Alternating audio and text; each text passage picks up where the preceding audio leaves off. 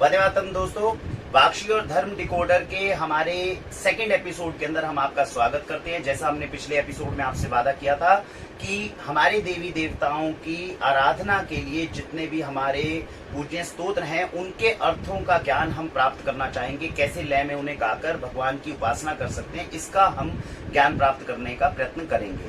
तो अभी जो हम शुरुआत कर रहे हैं, सबसे पहले जो सीरीज के पहले भाग के अंदर हम शुरुआत कर रहे हैं वो कर रहे हैं भगवान शिव की आराधना। आज की सीरीज में सबसे पहले जो भाग 1 है उसके अंदर भगवान शिव की आराधना के लिए जितने हमारे पास में स्रोत होते हैं उनकी हम जो है अर्थ को हम जानने का प्रयत्न करेंगे। और एपिसोड 2 के अंदर हम सबसे पहले जानते हैं भगवान शिव का जो नाम है, जो कहा जाता है कि भगवान शिव का नाम ओम नमः शिवाय, जिनसे उनका जाप किया जाता है।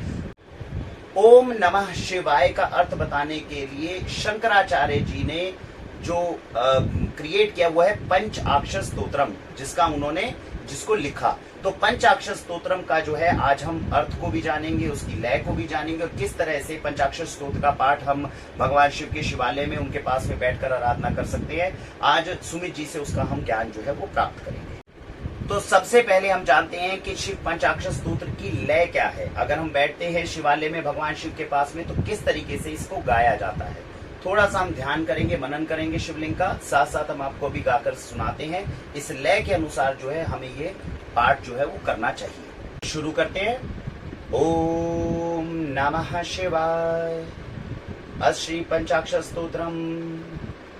नागेन्द्रहाराय त्रिलोचनाय भस्मांगरागाय महेश्वराय नित्याय शुद्धाय दिगंबराय तस्मै नकाराय नमः शिवाय। तस्मै नकाराय नमः शिवाय। मंदाकिनी सलिल चंदन चर्चिताय नंदीश्वर प्रमथनाथ महेश्वराय मंदार पुष्प पुष्प सुपूजिताय तस्मै मकाराय नमः शिवाय। तस्मै मकाराय नमः शिवाय। शिवाय गौरी वंदनाभिजवृंद सूर्याय दक्षाध्वरनाशकाय श्रीनीलकंठाय वृषभध्वजाय तस्मै शिकाराय नमः शिवाय। तस्मै शिकाराय नमः शिवाय। वसिष्ठकुम्भोध्वगोतमार्य मुनीन्द्रदेवाचितशेखराय चन्द्राकरवैश्वानरलोचनाय तस्मै वकाराय नमः शिवाय। तस्मै वकाराय नमः शिवाय। यक्ष स्वरूपाय जटाधराय पिनाकहस्ताय सनातनाय दिव्याय देवाय दिगंबराय तस्मै यकाराय नमः शिवाय। तस्मै यकाराय नमः शिवाय। पंचाक्षरमिदं पुण्यं य पठेति शिव सन्निधौ शिवलोकं वाप्नोति शिवेन स मोदते। ओम नमः शिवाय। तो जैसा कि आपने देखा कि बहुत सुरीली आवाज तो नहीं है, बहुत लय के अंदर हम कोई गायक भी नहीं है, लेकिन मेरे हिसाब से अगर इस प्रकार से भी हम प्रयास करके कभी शिवालय में भगवान शिव के सानिध्य में बैठकर अगर हम इस प्रकार का पाठ करते हैं तो ये परम लाभदायक हमारे लिए सिद्ध हो सकता है। सुमित जी, आपका ये क्या कहना है? बहुत बार हमने मंदिरों में देखा है कि जब भी हम कोई पाठ करते हैं एक अंदर हेजिटेशन होती है। चालीसा पढ़ रहे हैं, कोई भी पाठ कर रहे हैं, बहुत तेजी से हम उसको पढ़ जाते हैं।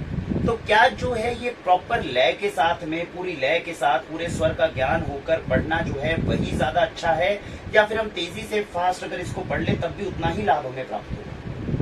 देखिए, जो जितने भी हमारे सनातन धर्म के आप तक प्रमाणिक ग्रंथ हैं, सभी पाठ हो या जप हो, उसको मध्यम स्वर में कहा जाता है। अति द्रुत में पाठ करने पर स्वयं भी लाभ नहीं होता और सुनने वाले को भी लाभ नहीं होता, क्योंकि चाहे हम पाठ करें या उच्च स्वर से जाप या वाचन करें, तो वो उसका मुख्य उद्देश्य यही रहता है कि स्वयं भी उससे लाभान्वित हो, सुने, और अगर कोई वहां और विराजमान है, खैर भगवान तो सर्वत्र नहीं, लेकिन अगर कोई और श्रोता भी है तो उसको भी उसका लाभ हो। तो अति द्रुत गति से अगर उसका पाठ किया जाएगा तो उसको कई बार तो हम ही नहीं समझ पाते और उस शब्दों को खा जाते हैं, और अति मंथर गति से सुनने पे भी जो है वहां पर आलस्य उत्पन्न होता है। तो इसलिए एक मंथर गति हमारे यहाँ कही गई, शास्त्रों में मंद गति, मध्यम गति कही जाती है, कि जिससे सुनने में आनंदित भी लगे। और बात रही स्वर ताल की, तो समस्त वैदिक पौराणिक शास्त्रीय ग्रंथ स्वर ताल को बहुत महत्व देते हैं। वेदों में तो जो मंत्र हैं उनके बोलने की बाकायदा नियमावली निश्चित है, जैसे कि वेदों में त्रिष्टुप छंद है, अनुष्टुप छंद है, गायत्री छंद है, जगती छंद है। ये हर छंद को बोलने का एक अलग तरीका है। तो उस तरीके को अगर हम समझ लेंगे तो वो हेजिटेशन जो आपने अभी कहा कि हम रुक जाते हैं क्योंकि हम उसके ताल को या लय को नहीं पकड़ पाते, तो उसे ऐसा लगता है बोलने वाले को कि मैं कहीं गलती ना कर जाऊं, तो उससे एकाग्रता भी भंग होती है और उसके भाव को अंगीकार करने में भी बहुत सी दिक्कत होती है। तो अगर उसी लय ताल को फॉलो किया जाए, और जितने भी हमारे शास्त्र हैं या स्त्रोत हैं, उनको सुनने से जितना अधिक समझा जा सकता उतना पढ़ने से नहीं समझा जा सकता। ये विज्ञान है। तो शब्द का जो विज्ञान है वो वाणी के माध्यम से है, लिखत में तो ये बहुत बाद में आता है। इसलिए शास्त्रों का सर्वोच्च नाम जो है वो श्रुति भी वेदों को कहा जाता है। श्रुति माने सुना जाने के।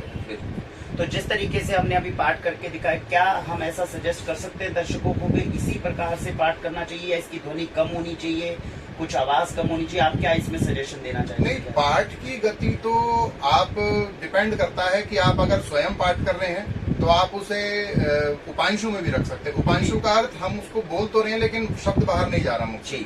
लेकिन अगर कोई और सुनने वाले भी वहाँ उपलब्ध हैं और मौजूद हैं तो उसको इतना तो कम से कम उच्च स्वर से बोला जाए कि जिसको कम से कम 4, 5, 10 व्यक्ति उसको सुन सके।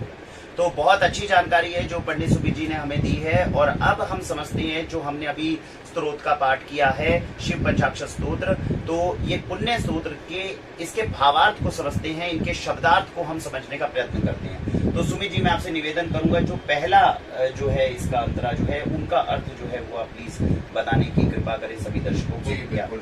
देखिए, अभी जैसा वरुण जी ने इसको पूरा गाया भी, सभी दर्शकों ने सुना, तो मैं एक एक इसके छंद को लेकर चलता हूँ। तो जो सबसे पहला इसका छंद है, भगवान शिव का जो सबसे प्रमुख मंत्र है उसे हम पंचाक्षरी मंत्र कहते हैं, नमः शिवाय। बस मंत्र केवल इतना ही है। एक बात हम समझ लें कि ओम या प्रणव जो भी है, ये सब वेद से लेकर और समस्त ग्रंथों में इसको ओम नहीं प्रणव कहा जाता है। प्रणव माने जिसमें 3 मात्राएं हैं, अ, उ, म। ये त्रिदेव का परिचायक है। इसमें तीनों देवों की सम्मिलित शक्ति निवास रहती है। तो ओम जो होता है उसका जब मंत्र में प्रयोग होता है तो उसका अर्थ केवल मंगल कारक होता है। ओम का किसी भी मंत्र में कोई स्पष्ट अर्थ नहीं निकलता। जब स्वयं में ओम बोला जाता है या योग में उसको जाप किया जाता है तो ओमकार का अर्थ ईश्वर हो जाता है। लेकिन जब भी मंत्र में 2 ही शब्दों का किसी भी स्त्रोत में होता है, या तो सबसे पहले अथ आएगा या ओम आएगा। इन दोनों का अर्थ यहाँ मंगलवाचक लिया जाता है। तो जैसे कि यहाँ सबसे पहला जो छंद आता है, नागेन्द्र हाराय त्रिलोचनाय भस्मांग रागाय महेश्वराय नित्याय शुद्धाय दिगंबराय तस्मै नकाराय नमः शिवाय। तो ये जो पहला है, इसमें भगवान स्तोत्र का या स्तुति का अर्थ ही होता है कि भगवान के गुणों का, उनकी सुंदरता का, उनकी महिमा का वर्णन किया जाए। तो यहाँ रूप भी उसमें इंक्लूड हो जाता है। तो जो यह कहा गया सबसे पहला शब्द है नागेंद्र हाराय। अब यहाँ 2 शब्द आ गए, नाग, इंद्र और हार। तो नाग तो बहुत सारे हैं विश्व में, लेकिन जो नागों का इंद्र है, इंद्र शब्द से हम देवराज इंद्र को तो समझते ही हैं, लेकिन इंद्र शब्द का अर्थ स्वामी भी होता है। तो नाग जाति का जो स्वामी है उसे वासुकी कहा जाता है, और शेषनाग 2 उसके रूप हैं। तो शेषनाग को तो आप जानते हैं, जैसे भगवान नारायण उसके ऊपर शयन करते हैं, और वासुकी जो है वो भगवान शिव के कंठ में विराजमान रहते हैं। तो यहाँ नागेंद्र शब्द से अर्थ भगवान के कंठ में विराजमान वासुकी से है।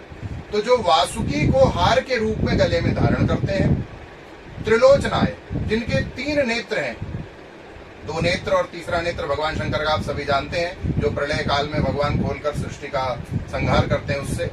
और भस्मांग रागाय, भस्म को जो अंग राग के रूप में अपने शरीर पर धारण करते हैं। अंग राग आप समझिए उपटन, जैसे कुछ लोग चंदन का लगाते हैं, कुछ लोग हल्दी का लगाते हैं, उपटन आप समझते होंगे। अंग राग अर्थात जिससे अंगों को सुवासित किया जाए। तो भगवान शिव भस्म से अपने अंगों को रागित अर्थात सुवासित करते हैं, और वो भस्म भी चिता की भस्म होती है। शमशान में चिता की भस्म को भगवान शिव धारण करते हैं अपने शरीर पर अंगराग के रूप में। और महेश्वराय, जो महान ईश्वर हैं, ईश्वर शब्द का प्रयोग ही भगवान शिव के लिए होता है। उनका एक नाम ही ईश है। ईश, ईशान, ईश्वर, ये सभी शिव के पर्यायवाची हैं, ईश्वर के पर्यायवाची हैं। जो महान ईश्वर हैं, महादेव हैं। और नित्याय, जो नित्य हैं, सदा से थे, सदा हैं, सदा रहेंगे। ये प्रश्न ही गलत है कि कब से थे, जब से कब भी नहीं था, क्योंकि ईश्वर वो तत्व है जो काल से भी पूर्व है। तो काल की जब उत्पत्ति ही ईश्वर के सम्मुख होती है, तो काल की गणना की बात ईश्वर के यहाँ नहीं आती। जो काल से भी पूर्वज हैं, और काल जब नहीं रहता तब भी ईश्वर रहता है। इसलिए वो नित्य हैं और शुद्ध हैं, उनमें कोई विकार नहीं है। उनके चरित्र में, उनके लीलाओं में जो हमें कहीं कहीं अपवाद दिखाई देते हैं, वो केवल और केवल जीवों के कल्याण के लिए। भगवान शंकर विष पी गए, भगवान शंकर विष से उत्पन्न हुए भांग धतूरा इत्यादि को स्वीकार करते हैं, इसमें जीवों का कल्याण है। भगवान कहते हैं कि ये जितने भी भांग धतूरा विष के अंश से पृथ्वी पर उत्पन्न हुए हैं, मेरे बच्चों, मेरी संतान, ये मुझे ही अर्पित कर दो, ये तुम्हारे लिए नहीं है। लेकिन लोग उसको गलत अर्थ में ले जाते हैं, ये तो भगवान का प्रसाद है। तो भगवान का प्रसाद तो विष भी है, कोई विष क्यों नहीं ले लेता। तो इसलिए वो शुद्ध है, उनके अंदर किसी भी प्रकार का कोई विकार संभव ही नहीं है। दृष्टिगोचर हो सकता है, लेकिन जैसे अग्नि में जो चीज जाती है वो अग्नि बन जाती है, गंगा जी में जो जाता है सब गंगा का स्वरूप हो जाता है। ऐसे ही भगवान के अंदर जो भी अगर हमें विकार दिखाई दे रहा है, वो हमारी दृष्टि का विकार है। भगवान शुद्ध है। तो ऐसे नागेंद्र को हार के रूप में धारण करने वाले, 3 लोचन वाले, भस्म को अंगराग के रूप में धारण करने वाले महान ईश्वर जो हैं, जो नित्य हैं और जो शुद्ध हैं, उनके नव रूप को, जो नमः शिवाय में 5 स्वरूप है, यहाँ 5 महाभूतों को भी इनकी संज्ञा दी जाती है, पृथ्वी, जल, तेज, वायु, आकाश। तो जो न स्वरूप भगवान है, उनका जो नकार है, उनके माध्यम से हम उनको नमस्कार करते हैं। ये इसके पहले छंद का अर्थ है। दिगंबराय का अर्थ? हाँ, दिगंबर। दिगंबर के 2 अर्थ निकलते हैं। दिगंबर का एक अर्थ तो निकलता है जो किसी वस्त्र को धारण नहीं करते। भगवान शंकर दिगंबरम कहते हैं ना, जो नग्न रूप में रहते हैं। और दिगंबर का दूसरा अर्थ होता है जो दिशाएं ही जिसका अंबर है। दिक शब्द जो है वो दिशाओं के लिए होता है, और अंबर शब्द कपड़े के लिए। जो दिशाओं को ही कपड़े के वस्त्र के रूप में धारण करते हैं और दिगंबर रहते हैं, ऐसे भगवान को हम नमस्कार करते हैं। ये पहले इसका छंद का अर्थ है। तो बहुत सुंदर जो है सुमित जी ने व्याख्या की है और हमें हर एक शब्द के अर्थ से हमें परिचित करवाया है। आप सभी से हम निवेदन करना चाहेंगे कि इसको जो भी हम एपिसोड्स बना रहे हैं, केवल इनको सुनकर ही यहीं पर ना छोड़ दें। इसको बनाने के, जितने भी हम एपिसोड्स बना रहे हैं, इनको बनाने का एक ही मकसद है, वो ये कि दिन में जब भी आप खाली बैठे तब कम से कम इसके अर्थ को दोबारा से जानें। ये जो शब्द हैं इनको आप मनन करने का प्रयत्न करें। जब भी खाली बैठे तब आप इनका मनन करें और इनको ध्यान में लेकर आएं। ऐसे करके एपिसोड की सीरीज में हम छंद वाइज जो है अपने एपिसोड्स को डिवाइड करेंगे। अगले एपिसोड में हम शिव पंचाक्षर स्तोत्र के दूसरे छंद का जो है वो पाठ समझेंगे। हमें उम्मीद है आपको ये पसंद आ रहा होगा। और ये एपिसोड्स वाक्षी के ऊपर जो है मेन चैनल पर लॉन्च नहीं होंगे, क्योंकि ऑर्गेनिक फूड से रिलेटेड है। इसके लिए राष्ट्र वैभव के नाम से नया चैनल बनाया गया है, तो आप उसी के ऊपर इन एपिसोड्स को आप देख पाएंगे। डिस्क्रिप्शन में आपको उसके लिंक्स मिलेंगे। धर्म डिकोडर नाम से यूट्यूब चैनल है, उस पर आप इसके एपिसोड्स को देख पाएंगे। तो आप कृपया करके उन्हीं चैनल्स को जो है सब्सक्राइब करें और वहां पर इनकी आगे की श्रृंखलाओं को आप अच्छे से देख पाएंगे, ऐसी हमारी उम्मीद है। आप सभी का बहुत बहुत धन्यवाद। भारत वंदे मातरम।